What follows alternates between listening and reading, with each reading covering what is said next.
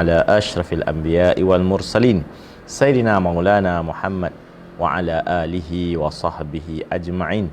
Subhanaka la ilma lana illa ma 'allamtana innaka antal alimul hakim.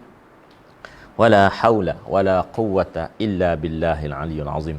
Rabbi yassir wa la tu'assir wa tamim bil khair. Allahumma 'allimna ma jahilna wa dhakkirna ma nussina. Rabbi zidna ilma. Rabbana syrah lana sudurana wa yassir lana umurana wahlul 'uqdatam min alsinatina yafqahu aqwalana. Amma ba'd. Fatadhakkaru qawlahu sallallahu alaihi wasallam, al-imanu bid'un wa thamanuna aw bid'un wa sittuna syu'bah fa afdaluha la ilaha illallah wa adnaha imatatul adha 'anit tariq wal haya'u syu'batun minal iman. Sabda Nabi SAW, iman mempunyai 70 lebih atau 60 lebih cabang. Paling tinggi ialah kalimah tauhid la ilaha illallah, dan paling rendah ialah menyingkirkan atau membuang sesuatu yang menghalang jalan. Dan malu merupakan satu cabang daripada iman. Alhamdulillah. Alhamdulillah, syukur kita banyak-banyak pada Allah Subhanahu wa taala. Kerana dengan hidayah dan inayahnya, dengan izin Allah Subhanahu wa taala, kita terpilih di kalangan ramai umat Islam untuk bersama dengan Ramadan pada kali ini.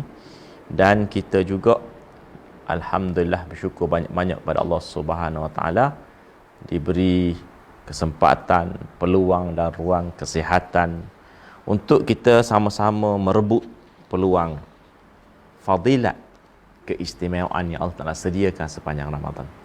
Nabi kita Muhammad sallallahu alaihi wasallam dalam sunnah mengajar kepada para sahabat dan kita semua agar menjadikan Ramadan ini sebagai suatu rebutan dengan doa yang masyhur, ya Allah berilah peluang, Allahumma ballighna Ramadan, ya Allah berilah peluang untuk kami bersama Ramadan. Setiap kali menjelang 2-3 bulan masuknya bulan Ramadan, maka Nabi sudah berdoa mengajar kepada sahabat dan kita semua betapa penting, betapa besar, betapa beruntungnya mereka yang dapat bersama Ramadan. Maka dalam kesempatan ini kita akan membicarakan suatu sifat, iaitu sifat malu. Hadis yang kita petik tadi tentang pesanan Nabi sallallahu alaihi wasallam, bagaimana iman itu mempunyai pelbagai cabang, berbagai peringkat, berbagai darjat, dan dalam banyak-banyak itu malu sebahagian daripada cabang-cabang iman. Maka hendaklah kita ikhtiar, berusaha untuk kita menyemai sifat malu ini dalam diri kita agar kita dapat kelebihan iman, dapat menyuburkan iman sebagaimana pesan Nabi kepada para sahabat, jaddidu imanakum, hendaklah kamu suburkan iman-iman kamu. Maka sahabat bertanya, ya Rasulullah, kaifa nujaddidu imanana, bagaimanakah caranya untuk kami menyuburkan iman-iman kami? Maka Rasulullah menjawab, jaddidu imanakum biqauli la ilaha illallah, hendaklah kamu suburkan iman dengan cara kamu melaksanakan tuntutan la ilaha illallah. Dalam hadis ini Nabi sebut fa afdaluha, cabang iman yang paling tinggi ialah la ilaha illallah. Maka semua cabang-cabangnya hendaklah kita semaikan, kita sentiasakan, kita lazimkan diri kita. Mudah-mudahan Allah Subhanahu wa taala dapat sematkan, dapat penuhkan hati-hati dan jiwa kita dengan iman yang sempurna kepada Allah Subhanahu wa taala. Al-haya wal imanu qurana'u jam'i'an fa idza rufi'a ahaduhuma rufi'al akhar. Malu dan iman itu bersaudara. Jika salah satu hilang, maka yang lain akan turut hilang. Ini juga suatu pesanan daripada Nabi supaya kita beringat, jangan sekali-kali kita leraikan sifat malu, kerana dia adalah sebahagian daripada iman. Malu adalah satu sifat yang Allah Ta'ala ciptakan wujud dalam diri semua manusia. Kita pernah perhatikan bagaimana sifat-sifat lain. Selain pada sifat malu, manusia ni ada berbagai sifat. Ada yang disebut senarainya sifat-sifat yang baik, mahmudah, terpuji. Sifat-sifat yang tercela, mazmumah. Walau bagaimanapun di sana ulama memperincikan bahawa mahmudah atau mazmumah itu bukan pada zat sifat itu, tetapi bagaimana sifat itu diaplikasikan, dimanfaatkan. Sifat berani, sifat penakut, sifat kedekut bakhil, sifat pemurah, sifat pemalu, sifat tak malu. Ini semua sifat-sifat ini, bagaimana sifat itu kita pergunakan dia. Sebagaimana contoh sifat rajin. Sifat rajin ni, sekiranya dia rajin melaksanakan perintah Allah, rajin sembahyang, rajin puasa, rajin buat perkara-perkara sunat, maka rajin itu menjadi mahmudah. Tetapi rajin itu sendiri, jika dia silap guna kepada perkara-perkara yang dilarang oleh Allah Subhanahu Wa Taala, rajin mengumpat, rajin mencuri, rajin buat perkara-perkara yang dilarang, maka rajin itu mazmumah. Maka rajin itu bukan mahmudah, bukan mazmumah, tetapi bagaimana ia digunakan. Dalam hadis Nabi, jelas Nabi menyebut tentang hasad dengki sebagai contoh. Al-hasada ya'kulul hasanati kama ta'kulun narul hatab. Hasad dengki ini memakan amalan kebaikan kita umpama api makan daun yang kering. Itu sekiranya dia gunakan hasad dengki dengan cara yang tak betul.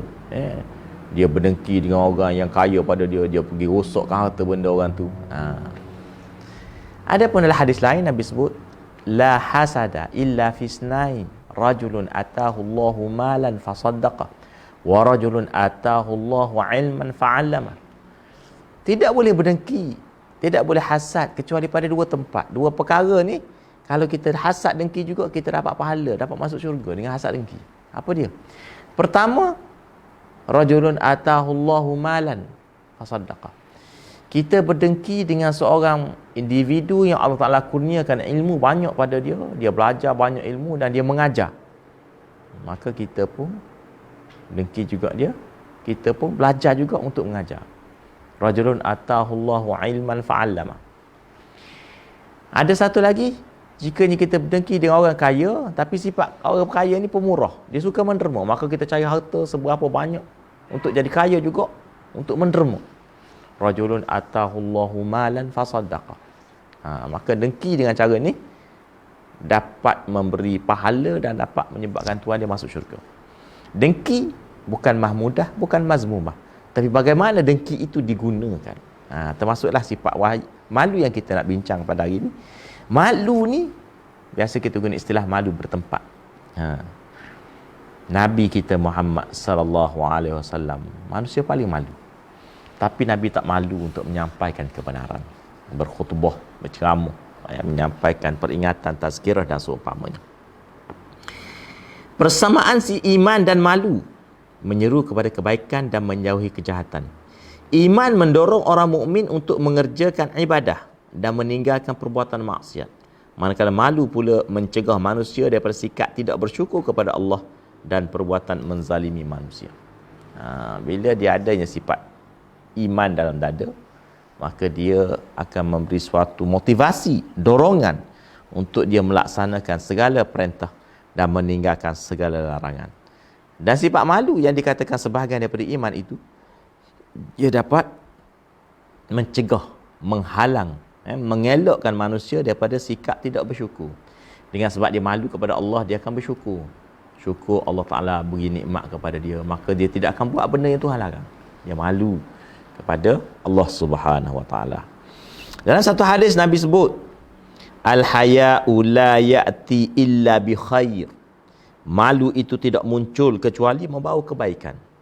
Oleh itu, jika orang Islam memiliki sikap rasa malu, nescaya dia tidak akan melakukan kejahatan walaupun berkata perkataan yang buruk. Malah malu turut membawa kebaikan pada pelakunya. Hadis Nabi itu menjelaskan kepada kita sifat malu ni dalam apa jua keadaan ia memberi kebaikan kepada pelakunya. Al-haya'u khairun kulluh. Malu merupakan kebaikan keseluruhannya. Malu itu sendiri, dia dapat memelihara tuan dia. Maka raihkanlah, suburkanlah sifat malu supaya kita dapat memelihara, menjaga diri kita daripada melakukan perkara-perkara yang tidak disuruh, khususnya dilarang oleh Allah Subhanahu Wa Taala. Akhlak yang berlawanan dengan malu ialah melakukan perbuatan yang keji. Orang yang tak malu, dia sanggup buat apa saja. Dalam satu hadis Nabi sallallahu alaihi wasallam sebut, "Idza lam tastahi fasna' ma syi'ta."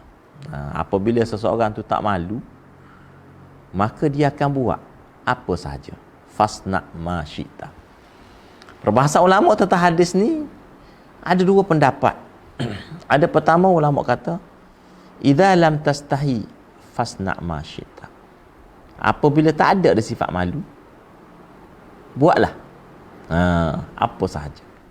Maka kerana sifat malu tu yang mengawal dan menapis daripada melakukan perkara-perkara yang tidak baik, tidak elok, tidak sopan.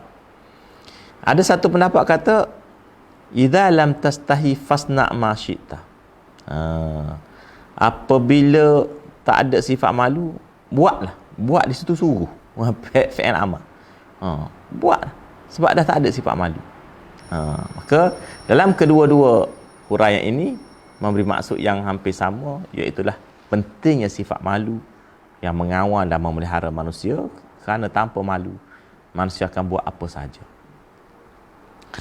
Akhlak yang berlawanan ini kita sebut sebagai perbuatan yang tidak baik.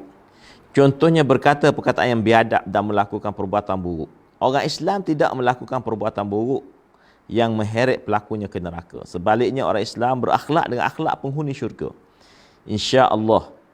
Hal ini ditegaskan oleh Nabi kita Muhammad sallallahu alaihi wasallam, al-haya'u minal iman wal imanu fil jannah wal bidha'u minal jafa'i wal jafa'u finnar. Malu itu sebahagian daripada iman dan iman di dalam syurga. Tidak malu itu sebahagian daripada keji dan ia di dalam neraka. Itulah dia bezanya antara iman dan bidha yang disebut lawan bagi sifat malu. Al-haya lawan dia al-bidha. Dalam hadis ini Nabi kita Muhammad SAW menegaskan bagaimana teruknya perbuatan tidak malu, kerana dia boleh membawa pelakunya kepada neraka. Rasulullah SAW merupakan ikutan terbaik bagi orang Islam. Baginda lebih malu daripada seorang gadis sunti. Sebuah hadis yang diriwayatkan oleh Imam Bukhari meriwayatkan daripada Abu Sa'id Al-Khudri radhiyallahu anhu yang berbunyi, "Fa idza ra'a syai'an yukrihuhu arafnahu fi wajhihi." Jika Rasulullah melihat sesuatu yang dia tidak sukai, kami tahu daripada raut wajahnya yang tidak menyukainya. Nabi kita ni dalam kitab diceritakan perwatakan baginda. Nabi ni kalau dia tak berkenan, dia tak suka satu-satu perkara, nampak telinga dia, kalau dia marah telinga dia merah. Mana sahabat tahu Nabi marah tu. Nabi tak suka, daripada perwatakan dia sahabat boleh baca. Macam kita dengan sahabat-sahabat kita, kita tahu riak tak raut muka seseorang tu suka atau tak suka. Maka begitulah Nabi kita Muhammad sallallahu alaihi wasallam. Malu bertempat, iaitulah tempat patut malu kena malu. Benda tak patut malu, mana tak perlu malu. Macam kita buat contoh Nabi kita tadi. Untuk menyampaikan tazkirah, peringatan, khutbah, Nabi tak malu untuk menyampaikan kebenaran, sebab benda tu tak perlu malu. Tetapi nak buat maksiat, itu sepatutnya malu. Sepatutnya bila nak buat maksiat ni benda yang dilarang oleh Allah Subhanahu Taala. Bagaimana mungkin kita seorang manusia menerima nikmat daripada Allah Subhanahu Taala, daripada bangun pagi, nikmat hirup udara, nikmat makan minum, nikmat mendengar, melihat, nikmat berbagai perkara yang kita dapat. Tiba-tiba dalam masa sama kita sanggup melakukan perkara yang dilarang oleh Allah Subhanahu Taala. Ini tak sepatut berlaku. Bagi seorang yang waras fikirannya, dia akan malu untuk melakukan perkara yang dilarang oleh Allah, dan sedangkan Allah itulah yang memberi dia nikmat, memberi dia hidup, memberi dia segala-galanya tanpa meminta bayaran. Kita hirup udara oksigen ni tanpa bayaran. kita boleh makan, boleh minum. Kita dapat rezeki daripada Allah Subhanahu Wa Taala. Darah mengalir dalam tubuh kita menyebabkan kita boleh bergerak, boleh berfikir, boleh melihat, boleh mendengar. Semua itu tanpa bayaran. Tetapi kalau ada lagi manusia yang sanggup melakukan benda dilarang oleh Allah SWT, memang dia tak kenal Allah, tak kenal diri dia. Man arafa nafsahu faqad arafa rabbah. Siapa kenal diri dia, dia kenal Tuhan. Mana dia tak kenal tu, dia tak tahu bahawa dia ni hamba Allah Subhanahu Wa Taala. Itulah pentingnya kita belajar mengenali khususnya perkara-perkara yang berkaitan dengan diri kita. Maka kita akan ketahui bahawa manusia ni adalah makhluk yang lemah, yang berhajat kepada Allah Subhanahu Wa Taala. Nahnu fuqara'u ila Allah wallahu ghani. Kita ni semua ni memang berhajat, sangat-sangat berhajat, fakir, berhajat kepada Allah Subhanahu Wa Taala, dan Allah itu Maha Kaya. Individu Muslim yang menyeru kepada memelihara akhlak dan menyemai sifat malu dalam diri saudaranya sebenarnya termasuk golongan yang mengajak kepada kebaikan.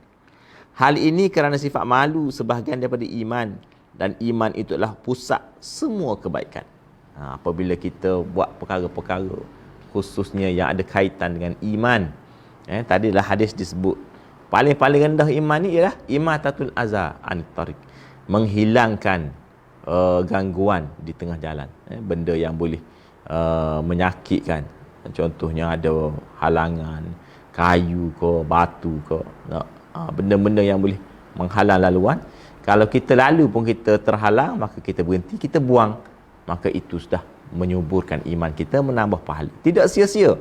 Innallaha la yudhi'u ajral muhsinin. Dalam Al-Quran Allah sebut, Allah tidak akan mensia-siakan amalan orang buat baik. Buat baik sikit dapat pahala sikit, buat baik banyak dapat pahala banyak. Yang penting dapat pahala. Menurut riwayat hadis yang sahih bahawa Rasulullah sallallahu alaihi wasallam pernah melintasi seorang lelaki yang menasihati saudaranya lantaran dia sangat pemalu. Lantas baginda menegurnya, "Da'hu fa innal haya'a minal iman." Biarkanlah dia kerana sifat malu itu daripada iman. Semoga Allah SWT merahmati seorang wanita kehilangan anaknya, berdiri di khalayak ramai dan bertanyakan tentang anaknya. Salah seorang mereka berkata, dia bertanyakan orang tentang anaknya dengan memakai kain penutup, kain purdah. Sebaik wanita itu mendengar kata-kata orang tersebut, dia membalas, sesungguhnya kehilangan anak saya lebih baik daripada sifat malu hilang dari diri saya. Ini bagaimana dia melihat pentingnya seorang individu itu bersifat dengan sikap malu, menjaga kehormatannya, kerana ia adalah sifat anugerah daripada Allah Subhanahu Wa Taala, dan dia sebenarnya dapat mengawal diri kita. Apabila kita melakukan perkara-perkara yang dilarang, sebenarnya ada sistem alam, penggera, sistem kita panggil, kalau telefon kan kita panggil apa, yang mengingatkan kita. Maka akan mari perasaan gedebar, kenaling orang Kelantan panggil, tak duduk. Selagi ketika mana hati masih berfungsi, maka raikanlah, jagalah hati. Tapi kalaulah ketika kita buat kesalahan, kita rasa kenaling, kita rasa gedebar, kita teruskan juga, Allah bisa tegal biasa, akhirnya hilang.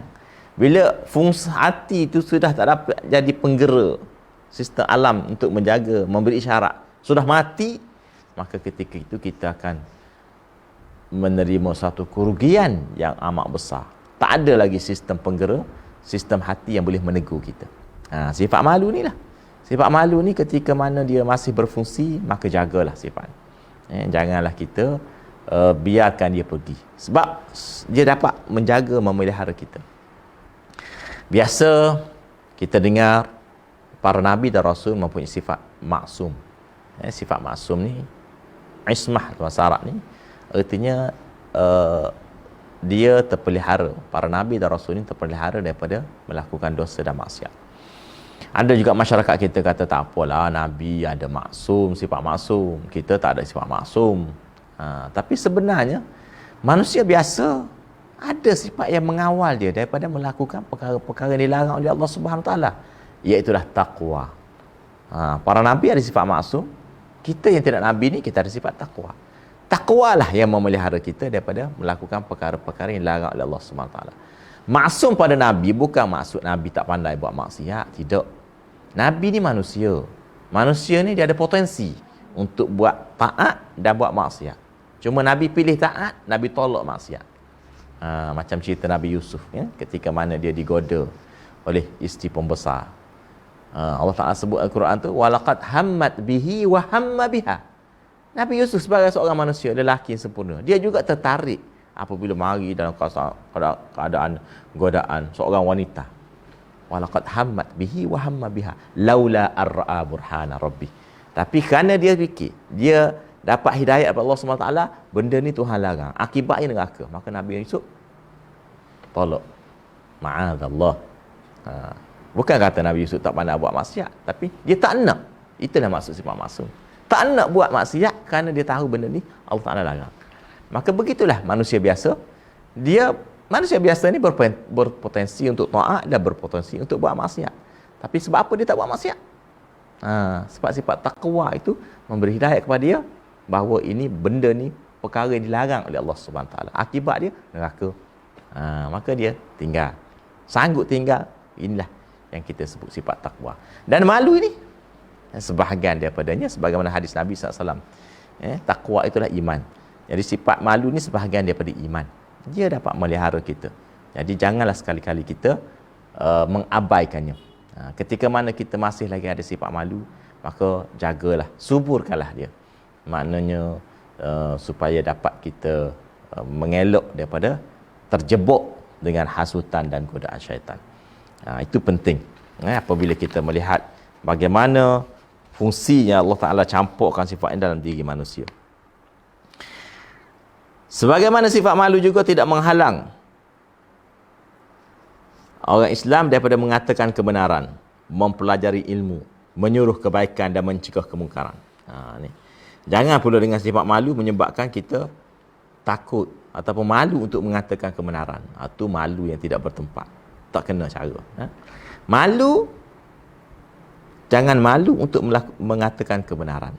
Kebenaran ni ialah benda yang disuruh oleh Allah Subhanahu Wa Taala. Amar ma'ruf nahi munkar.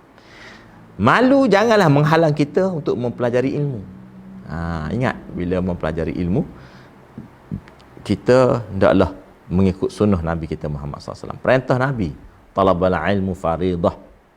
Menuntut ilmu adalah tuntutan, suatu kewajipan kata setiap orang Muslim.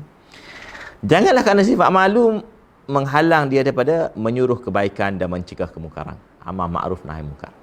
Sifat malu sepatutnya memberikan dia semangat untuk melaksanakan amar ma'ruf nahi munkar. Dia malu kepada Allah Subhanahu Wa Taala, maka dia mengajak manusia kepada kebaikan. Dia malu kepada Allah Subhanahu Wa Taala, maka dia mencegah, melarang, menasihati manusia daripada berbuat kemungkaran. Dia malu kepada Allah Subhanahu Wa Taala, maka dia mencari ilmu untuk mengenali Allah dan ilmu-ilmu Allah. Dia malu kepada Allah Subhanahu Wa Taala, dia akan menyatakan kebenaran. Cucu angkat Rasulullah SAW, Usamah bin Zaid radhiyallahu anhu. Zaid tu anak angkat Nabi. Jadi anak pada Zaid ni Usamah menjadi cucu angkat Nabi. Pernah meminta baginda memberikan kemaafan kepada seorang wanita yang telah melakukan jenayah curi. Namun sifat malu tidak menghalang Nabi daripada menolak permintaan Zaid. Nampak? Nabi seorang malu. Tapi bila benda tu tak betul, Nabi bertegas. Dalam hadis Nabi sebut, atashfa'u fi haddin min hududillah ya Usamah walillah wallahi lau sariqat Fatimah bintu Muhammad laqata'tu yadaha. Apakah kamu hendak meminta pertolongan, syafaat dalam melaksanakan hukuman, wahai Usamah? Demi Allah, seandainya Fatimah binti Muhammad mencuri, pasti aku akan potong tangannya. Nabi malu, tetapi Nabi dalam perkara amar ma'ruf nahi munkar, Nabi bertegas. Sebagaimana sifat malu juga tidak menghalang Sayyidatina Ummu Sulaim Al-Ansariyah radhiyallahu anha bertanyakan soalan berkaitan wanita. Dalam satu hadis diriwayatkan, Ummu Sulaim bertanya kepada Nabi sallallahu alaihi wasallam, "Ya Rasulullah, wahai Rasulullah, sesungguhnya Allah tidak malu akan kebenaran. Apakah seseorang perempuan itu wajib mandi apabila dia bermimpi?" Maka Nabi jawab, "Na'am idza ra'atil ma'." Ya, apabila dia melihat air mani. Maka Nabi jawab, sifat malu tidak menghalang wanita salihah untuk belajar, mendapatkan ilmu. Maka Nabi menunjukkan, kalaulah benda tu tak betul, Nabi tak jawab lah. Tapi Nabi jawab, menunjukkan persoalan itu betul. Walaupun dia terpaksa menahan sifat malu untuk bertanya tentang wanita. Jadi inilah contoh generasi sahabiah menunjukkan contoh kepada kita bagaimana sifat malu yang ada pada mereka tidak menghalang mereka untuk menuntut ilmu, menyatakan kebenaran, amar ma'ruf, nahi munkar. Pada zaman Sayyidina Umar menjadi khalifah, Khalifah Umar pernah berkhutbah menyebut akan harga emas kahwin yang melambung tinggi. Berlaku pada zaman Sayyidina Umar ni, manusia berlumba-lumba menaikkan harga emas kahwin, sehingga kan menimbulkan masalah. Tak ramai orang yang dapat kahwin kerana mas kahwin yang tinggi. Jadi Umar cuba mencadangkan kepada masyarakat, menghadkan hak mas kahwin ni janganlah sampai menyebabkan masalah, menghalang orang yang tidak mampu untuk berkahwin. Maka ketika dalam khutbahnya, dia ditegur oleh seorang wanita, seorang muslimah, bertanya, wahai Umar, bukankah Allah telah memberikan hak menentukan harga mas kahwin kepada kami dan Tuan pula mahu melarang kami? Ada dalilnya. Dia kata, ya Umar, ya Amirul Mukminin, inna Allah subhanahu wa ta'ala yaqulu fil Qur'anil Karim, surah An-Nisa ayat 20 ni, wa ataitum ihdahunna qintaran fala ta'khudhu minhu syai'a ata'khudhunahu buhtanan wa ithman mubina. Sedang kamu telah memberikan kepada salah seorang mereka harta yang banyak, qintaran, banyak, maka janganlah kamu mengambil kembali daripadanya barang sedikit pun. Allah guna perkataan qintaran. Mas kahwin ni jumlahnya qintar, siapa pekat banyak. Maka bagaimana kita nak hadkan benda yang Allah Ta'ala beri peluang dan ruangnya. Sifat malu tidak menghalang wanita itu untuk membela hak wanita, dan ia tidak menghalang Umar untuk mengakui kesilapan. Maka Umar kata dia tarik balik. Aku tarik baliklah, betul lah perempuan itu. Umar sebagai khalifah ni, ketua kerajaan, dalam ucapan dia khalayak umum, bila ditegur dan ternyata teguran itu benar, maka Umar mengaku kesilapan dia. Benarlah muslimah itu dan salahlah Umar. Pada hari yang lain, beliau menyuruh umat Islam agar patuh dan taat pada pemimpin. Maka salah seorang daripada rakyat je baru mempersoalkan, wahai Umar, kami tidak akan patuh dan taat kepada engkau. Engkau memiliki 2 pasang baju, sedangkan kami hanya mempunyai sepasang baju. Lalu Umar berpaling kepada anaknya Abdullah, ya Abdullah, aku bersumpah dengan nama Allah, bukankah salah satu baju ini adalah baju yang kamu hadiahkan kepadaku? Maka Abdullah jawab, ya benar. Maka orang yang bertanya tadi, sekarang kami dengar dan taat, wahai Umar. Umar, sifat malu tidak menghalang dia untuk menjelaskan perkara-perkara kebenaran. Dia mengaku kalau dia silap. Itulah dia contoh yang diberikan oleh generasi didikan Rasulullah sallallahu alaihi wasallam. Perhatikan bagaimana sifat malu itu tidak menghalang lelaki tersebut mengatakan perkara yang hak, dan tidak menghalang Umar radhiyallahu anhu memberikan pengakuan. Ini penting. Sebab itulah kita melihat generasi terdahulu, dia memberikan panduan. Sirah Nabi SAW memberi panduan kepada kita.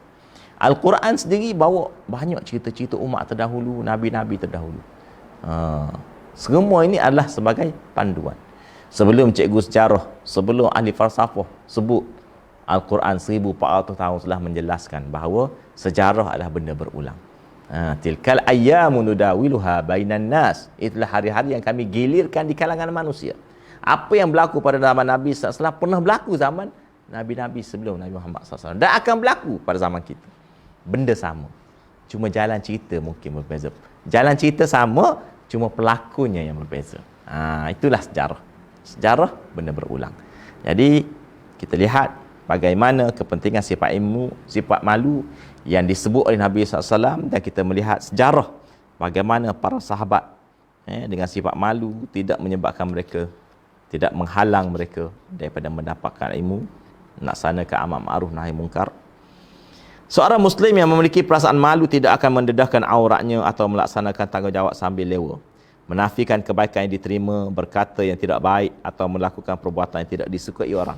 Maka sifat malu baik, hasilnya adalah baik.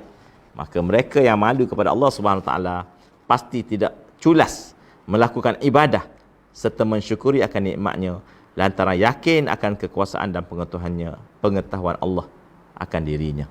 Ibnu Mas'ud radhiyallahu anhu pernah berkata, malulah kamu kepada Allah dengan sebenar-benarnya, peliharalah kepada serta apa yang ada dalamnya, jagalah perut, peliharalah kepala serta apa yang ada dalamnya, jagalah perut serta isinya, beringat-ingatlah kamu akan kematian dan bencana. Itu pesan Ibnu Mas'ud, seorang sahabat Nabi, supaya kita sentiasa ingat. Kita janganlah sekadar sebut kita percaya pada Allah, tapi dalam masa yang sama kita tidak yakin. Kita kena yakin bahawa Allah Subhanahu Wa Taala itu ada dan Dia memerhatikan kita dan semua gerak-gerik kita dalam pengetahuannya. Maka lebih sepatutnya lah kita malu terhadap Allah Subhanahu Wa Taala walaupun di belakang manusia. Di depan manusia, di belakang manusia sama. Allah Subhanahu Wa Taala wa huwa ma'akum aina ma kuntum. Dia sentiasa mengetahui tentang diri kita di mana saja kita berada. Di depan orang, di belakang orang, Allah tetap tahu. Maka pesan Rasulullah SAW, fallahu ahaqqu an yustahya minhu minan nas. Allah lebih layak untuk manusia berasa malu kepadanya daripada merasa malu antara sesama mereka. Maka mudah-mudahan dalam perbincangan kita kali ini dapat sama-sama kita memahami maksud sifat malu dan kita sebarkan, kita sampaikan kepada sahabat saudara kita, sahabat handai kita, untuk mereka sama-sama mengamalkan sifat malu ini sebagaimana hadis Nabi SAW, ialah sebahagian daripada iman. Aqul qawli hadha wa astaghfirullahal azim li wa lakum. Allahumma ahyina ala sunnati nabiyyina. Ya Allah, hidupkanlah kami dengan sunnah Nabi kami. Wa amitna ala millati habibina. Ya Allah, akhirkanlah kehidupan kami dengan agama kekasih kami Nabi Muhammad sallallahu alaihi wasallam. Allah masfa'na bi syafaatih. Ya Allah, anugerahkanlah kepada kami syafaat Nabi kami di hari akhirat kelak. Wahsyurna fi zumratih. Ya Allah, himpunkanlah kami bersama dengan Nabi kami di hari akhirat kelak. Allah masqina min haudi nabiyika Muhammadin sallallahu alaihi wasallam syarbatan haniyatan la nazba'u ba'dahu abada. Ya Allah, berilah peluang untuk kami minum air dari kalam Nabi kami Muhammad sallallahu alaihi wasallam, kalam Kautsar yang mana peminum ini tidak akan dahaga selama-lamanya. Allahumma inna nas'aluka minal khairi ma sa'alaka minhu nabiyika Muhammadin sallallahu alaihi wasallam. Ya Allah, kami mohon segala kebaikan yang pernah dimohon oleh Nabi Muhammad sallallahu alaihi wasallam. Wa na'udzubika minasyarri ma sta'adzaka minhu nabiyika Muhammadin sallallahu alaihi wasallam, dan kami minta berlindung daripada segala keburukan yang pernah diminta berlindung oleh Nabi Muhammad sallallahu alaihi wasallam. Rabbana atina fid dunya hasanah fil akhirati hasanah wa qina adzabannar. Wa sallallahu ala sayyidina Muhammad wa ala alihi wa sahbihi wa baraka wasallam. Walhamdulillah rabbil alamin. Taqabbalallah.